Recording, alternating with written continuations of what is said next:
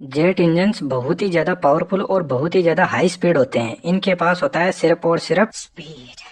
मैं हूँ स्पीड। आजकल तो ये कार्स में भी यूज होने लग गए, लेकिन शायद ये मॉडिफाइड कार में ही यूज होते हैं और हवाई जहाज में इन्हीं जेट इंजन्स का खेल होता है। और आज जानते हैं इस वीडियो में इन्हीं जेट इंजन के बारे में कि ये काम कैसे करते हैं। हवाई जहाज यानी सिर्फ हवा का कमाल, और जेट इंजन का मैकेनिज्म सिर्फ इस हवा के खेल से ही हवाई जहाज को आसमान की ऊंचाइयों तक उड़ाता है। जेट इंजन न्यूटन के थर्ड लॉ ऑफ मोशन पर काम करते हैं। जेट इंजन जो हवा आगे से एंटर होती है, जब ये एंटर होती है तो इसका ज्यादा प्रेशर नहीं होता है, तो जेट इंजन उस हवा को ज्यादा प्रेशर और स्पीड के साथ में पीछे की तरफ धकेल देता है, और वही हवा जेट इंजन को उसके वापस उसे आगे की दिशा में फोर्स लगाती है, जिससे इंजन आगे की तरफ बढ़ता है। और यही न्यूटन की गति का तीसरा नियम है, यानी जब हम हवा को पीछे की तरफ धक्का लगाएंगे तो हवा वापस हमें आगे की तरफ धक्का लगाएगी। जेट इंजन लगभग सभी एक ही हिसाब से काम करते हैं, इसलिए आजकल जो सबसे ज्यादा जेट इंजन यूज होते हैं कमर्शियल फ्लाइट में भी जिनका यूज होता है उसकी अपन बात करते हैं यहाँ पर। जो जेट इंजन में यह आप आगे की तरफ एक फैन देख रहे हैं, यह जेट इंजन में एक प्रकार का नया आविष्कार है। यदि ये फैन नहीं लगा हो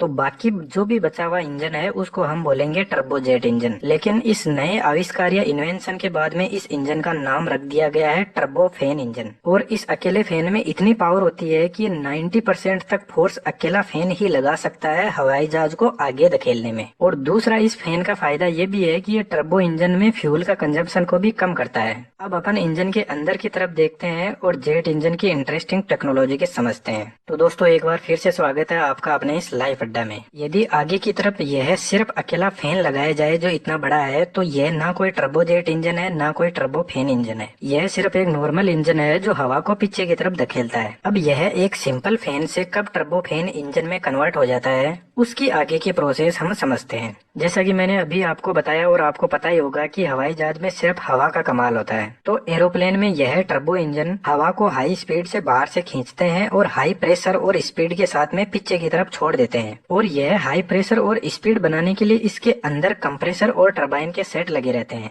वैसे ये टर्बो जेट इंजन बहुत कॉम्प्लेक्स होते हैं, इसलिए इनकी कॉम्प्लेक्सिटी से बचने के लिए जो टर्बो जेट इंजन का मैकेनिज्म यूज होता है वो होता है टू स्पूल इंजन मैकेनिज्म। इसमें क्या होता है कि जो हाई प्रेशर के जो टरबाइन होते हैं और कंप्रेसर होते हैं उनको एक शाफ्ट से जोड़ दिया जाता है, और जो लो प्रेशर के टरबाइन और कंप्रेसर है उसको दूसरे शाफ्ट से जोड़ दिया जाता है। अब ये टरबाइन कंप्रेसर क्या होते हैं मैं आपको सिंपल सी भाषा में बता देता हूँ। कंप्रेसर वह होता है जो हवा को प्रेशर के साथ में अंदर की तरफ खींचता है। जैसे जब हमारे गाड़ियों के टायर में हवा भरते हैं तो वहाँ पर एक कंप्रेसर होता है जो प्रेशर से हवा को टायर के अंदर भर देता है। और जो टरबाइन होता है उसका काम होता है उसके साथ में किसी चीज को जब जोड़ देते हैं, जैसे हवाई जहाज में टरबाइन को कंप्रेसर से जोड़ा जाता है, तो जब टरबाइन घूमता है तो कंप्रेसर भी घूमता है, यानी टरबाइन का काम होता है कंप्रेसर को घुमाना। अब इन टर्बो फैन इंजन के अंदर ये जो बाहर का बड़ा सा फैन लगा है जो बाहर से हवा को अंदर की तरफ खींचता है, तो बहुत सी हवा को तो सीधे ही बाईपास कर दिया जाता है, जो ये आप साइड में जगह देख रहे हो, जो एरिया देख रहे हो इसमें से। लेकिन जो ये अंदर का एरिया है इसके अंदर टरबाइन और कंप्रेसर लगे रहते हैं और भी इक्विपमेंट्स लगे रहते हैं, नाम आप इनके देख सकते हो। इस बड़े से फैन के पीछे सबसे पहला जो इक्विपमेंट लगा रहता है उसका नाम है लो प्रेशर कंप्रेसर। यह कंप्रेसर साइज में बड़े होते हैं और स्पीड इनकी कम होती है। और अब इसके बाद में जो इक्विपमेंट लगा रहता है उसका नाम है हाई प्रेशर कंप्रेसर। इनकी स्पीड ज्यादा होती है और यह साइज में छोटे होते हैं। और इस कंप्रेसर के बाद में लगा रहता है कंबंशन चेंबर जिसके अंदर फ्यूल जलता है। और इस कंबंशन चेंबर के बाद में लगा रहता है हाई प्रेशर टरबाइन जिसकी साइज छोटी होती है पर स्पीड बहुत ज्यादा होती है। और जैसा कि मैंने आपको बताया था कि टरबाइन है जो कंप्रेसर को घुमाता है, तो यह जो हाई प्रेशर टरबाइन है यह घुमाता है हाई प्रेशर कंप्रेसर को। यह दोनों एक ही शाफ्ट से जुड़े रहते हैं और ये जो शाफ्ट होती है वो अंदर से खोखली होती है। और वो खोखली क्यों होती है वो अभी आपको पता चल जाएगा।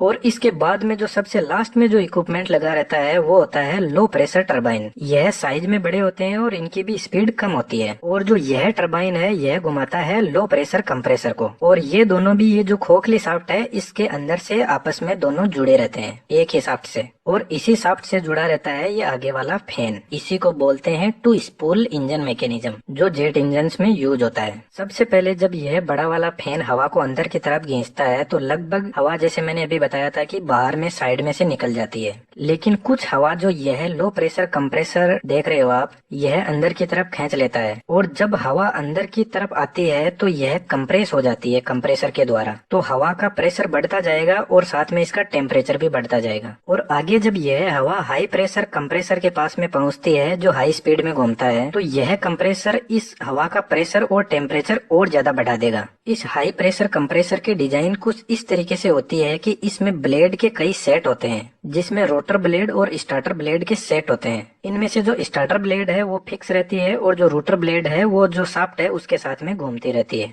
और एक रोटर और एक स्टार्टर ब्लेड मिलकर एक सेट बनाते हैं। और इस कंप्रेसर की डिजाइनिंग कुछ इस प्रकार से होती है कि ये हवा की स्पीड को और प्रेशर को बढ़ा देते हैं। अब जब यह हवा आगे की तरफ बढ़ती है तो आगे लगा रहता है कंबंशन चेंबर, और इस कंबंशन चेंबर के अंदर फ्यूल जलता रहता है। और यहाँ पर जो फ्यूल जलता है वो एटम्स की कुछ प्रोसेस के थ्रू जलता है। जब इंजन स्टार्ट किया जाता है तो इग्निशन के थ्रू आग को जलाया जाता है, जो बाद में कंटिन्यू जलती रहती है। अब जब यह हाई प्रेशर कंप्रेसर के बाद में जब हवा कंबंशन चेंबर में पहुंचती है तो इस कंबंशन चेंबर के ऊपर की तरफ यह नोजल्स लगे रहते हैं, जो पीछे से गर्म और कंप्रेस्ड हवा आती है उसमें यह फ्यूल मिक्स हो जाता है और हवा और ज्यादा गर्म हो जाती है। और इसी हिसाब से जब हवा ज्यादा गर्म हो जाती है तो यह फैलना चाहती है और इसका प्रेशर और टेम्परेचर बहुत ज्यादा बढ़ जाता है। जब यह हवा कंबंशन चेंबर के आगे लगे हाई प्रेशर टरबाइन तक पहुंचती है तो इस टरबाइन का आकार कुछ इस प्रकार होता है कि जो गर्म हवा कंबंशन चेंबर और कंप्रेसर से अपने को मिल रही है उसको थोड़ा फैला देगा और उस हवा का प्रेशर कम हो जाएगा।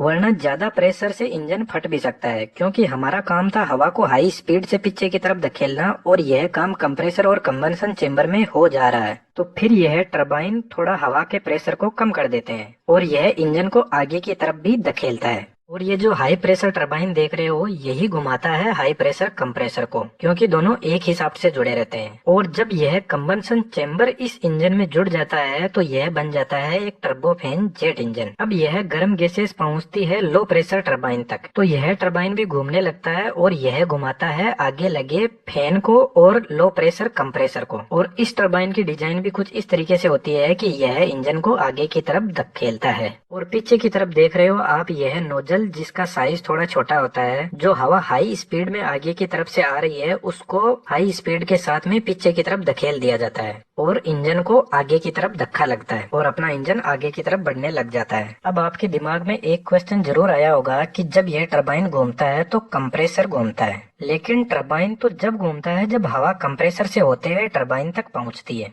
पर दोस्त ऐसा नहीं है। जब कंबंशन चेंबर में आग जलती है तो उससे जो गैस निकलती है उससे अपना टरबाइन घूमने लग जाता है और वह कंप्रेसर को घुमाता है और कंप्रेसर हवा को खींचता है और इसी तरीके से यह प्रोसेस चलता रहता है और हमारा जो एरोप्लेन है वो आगे की तरफ हवा में बढ़ने लगता है। और यही फर्क होता है आईसी इंजन जो कार में यूज होता है और जेट इंजन में, कि इन जेट इंजन के अंदर कोई लफड़ा ही नहीं रहता है। इंजन ऑयल चेंज करने का, गियर बॉक्स, क्लच, ब्रेक वाला कोई सिस्टम ही नहीं होता इनमें। और दोस्तों और भी इंटरेस्टिंग वीडियो देखने के लिए आप